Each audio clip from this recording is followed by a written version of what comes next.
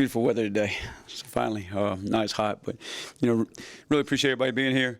And thank you guys again for coming to the beginning of practice, coming at the end. I know that's tough sometimes, but thank you for doing it. Told our guys this morning, we woke up this morning, we got to open 2 gifts, and that was our eyes. And we just, grateful and thankful for the opportunity, we have as a staff, we have as players to be a part of this program, be a part of Pirate Nation. And I told our players this morning, we need to make sure there's so many people that make this thing go. And we have over 100 players, and you put the staff in there, and you put support staff in there. You're looking at almost 200 folks, and just how many people have to be a part of making camp a success. And just really thankful for those people that make that happen each and every day, from the people who clean our building to the people who prepare the meals, to the maintenance folks fixing the grass out there and painting the lines, all those things. So just thankful for those folks, and just want to lead off by that. And the other thing we hit on just in our meeting this morning is, we got to go out and practice. I truly believe you get better at playing football by playing football. And, we got to develop that hunter's mentality, going to hunt, going to, go attack both sides of the football, whether it's offense, defense. Last night we talked about our plan to win, and there's 6 steps to it, and we're on plan number 4 right now, and that's winning the rushing battle. And that really happens with everybody, both sides of the football.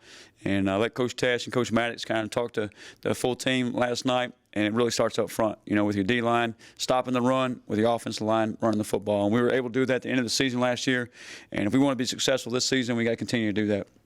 And I told the receivers too, and it takes, obviously they're blocking on the perimeter.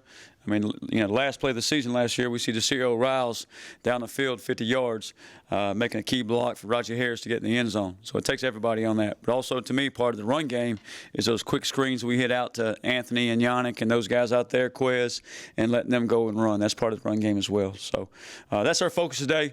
I think it's been a good first week. We're in day 5. We got day 6 tomorrow, full pads, and then we'll take Sunday off with the players as far as practice. But we'll have a few things to do, but we'll have an off day as far as practice goes. But I thought every day they come out and better, getting better and better. I thought today may have been our best energy day. I thought the vibes were good out there. The energy was good. Obviously, we're still learning how to execute. Obviously, we're still learning the little things and fundamentals and techniques and playing low pad level coming off the football.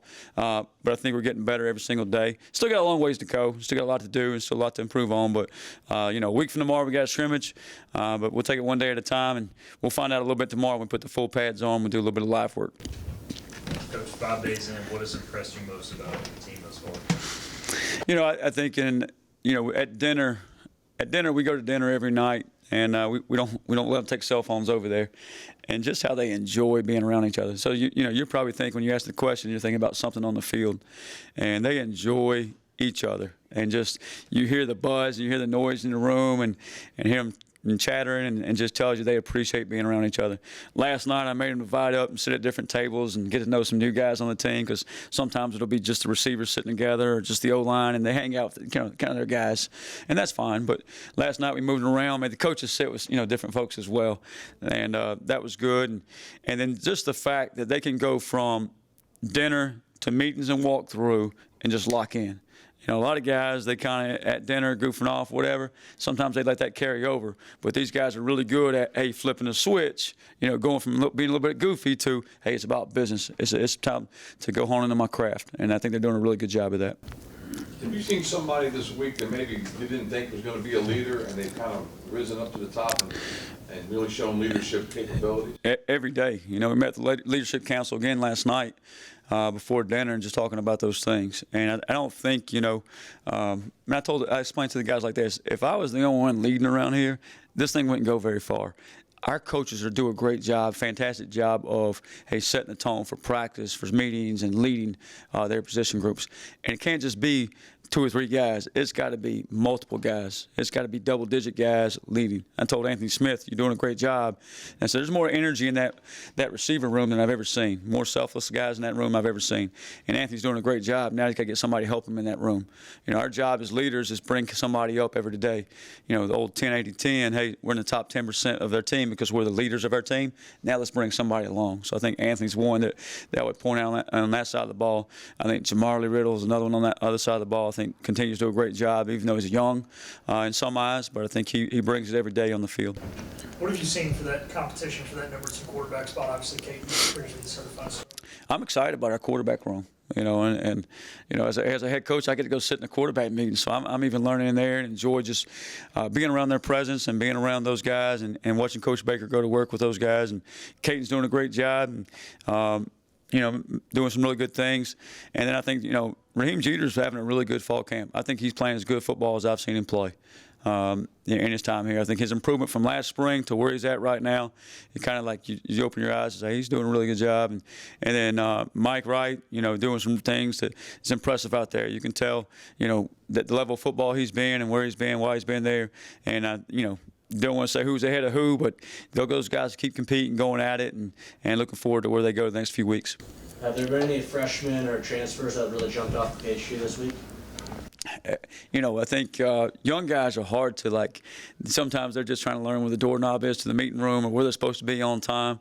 But Eddie Love is one that kind of just it's caught everybody's eye, not just mine, but I think everybody in the room. Just some cuts he makes and just the speed he has. He's a smaller back from the panhandle of Florida there, and got good speed, good balance, and continues to kind of impress. He's still learning the offense. He just got here this summer, but he has some wheels to him. Coach, speaking of Love in that running back room, that room is completely deep. How do you divide the reps? We're going to try to put 3 backs on the field at one time, run the old school triple option, and maybe get under center and have the B back and 2 A backs and see how many we can get on the field at one time. But that would be my old school answer there. But I think we're blessed to have some depth in there. Marlon, Parker, London, several other guys are doing a great job, and I think it helps keep those guys fresh throughout the course of a ball game. As fourth quarter time, those guys are still fresh. The defense is a little bit tired, and not only are they doing a great job with the ball in their hands, I think they're doing a great job blocking, and that's important because that says they care about their teammates and they know it takes a complete package back there to get the job done. You see some of that separation, you think, when you put the pads on Monday? Is that kind of where you start seeing the difference? Yeah, I think we'll start seeing separation every single day. We did a little bit of inside run today, and usually sometimes you have to amp those things up and get them going a little bit. Today I was trying to pull them back a little bit. Didn't want them to knock each other on the ground because we didn't have our full shoulder pads on. We just had our shells on. We'll put the full pads on tomorrow.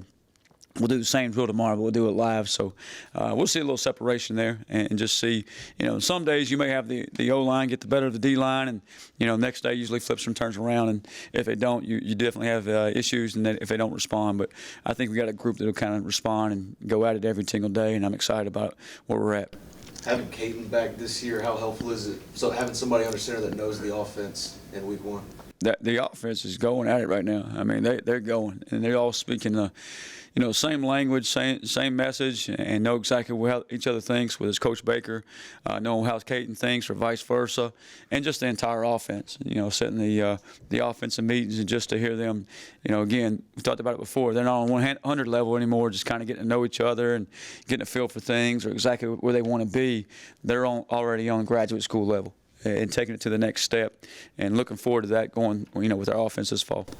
It's been hot out there. How do the guys enjoy being a little cooler today? And how did you enjoy it? So we've been going a little early. We basically got in here and started meetings at 6:30 and was out there about 7:30, went till 9:30 and got off the field. Today we pushed it back an hour, which was our original plan. So I enjoyed my extra hour to sleep. The heat wasn't bad at all today. It was good. And, the humidity a couple of days before that got to you a little bit. But I thought our guys, you worry about this, and as guys are trying to survive practice, they're in just survival mode instead of, hey, I'm freaking kicking tail and getting quality reps and I'm pushing through and I'm making it count. There's that point we got to make sure we put some heat on them, temperature-wise, and we get used to that and adjust to that and acclimated to that. But I thought we've done a really good job not trying to survive practice, but going and attacking practice. And we got to continue to do that. If we ever sit back and think we've arrived, then we're going to level out and we're not going to win very many ball games. So we got to continue to attack that.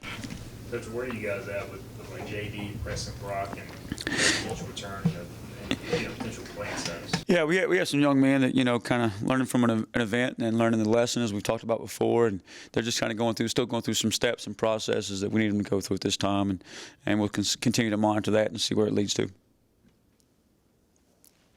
else for Coach? Thank you, Coach. Appreciate you guys.